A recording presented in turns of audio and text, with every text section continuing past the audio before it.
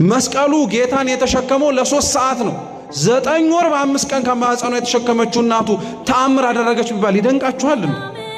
እኔ በጣም አንድ ነገር ልንገራችሁ ክርስቲያኖች፣ በእመቤታችን ዙሪያ ተአምር ተደረገ ብላችሁ አትደነቁ። እሷ ራሷ ተአምር እኮ ናት።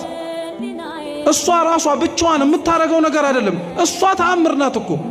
ረሳችሁት እንዴ? ትንቢተ ኢሳይያስ ምዕራፍ 7 ቁጥር 14 ላይ እኮ ድንግል በድንግልና ጸንሳ በድንግልና ትወልዳለች፣ ስሙንም አማኑኤል ትለዋለች። ትርጓሜውም እግዚአብሔር ከኛ ጋር ሆነ ብቻ እኮ አይልም። እነሆ እግዚአብሔር የዘመኑ ፍጻሜ በደረሰ ጊዜ ምልክት ይሰጣችኋል ነው። እስኪ ምልክት ይሰጣችኋል ይሁን። ምልክት ማለት በግዕዝ እኮ ተአምር እኮ ነው። የዘመኑ ፍጻሜ በደረሰ ጊዜ ላይ ያየናት ተአምር እሷ እኮ ናት። ሌላ ነገር አትፈልጉ ክርስቲያኖች፣ እውነቴን እንምላችሁ። እሷ ራሷ ተአምር ናት። እሷ ልታደርገው ስለምትችለው ነገር ታስባላችሁ? እሷ ራሷ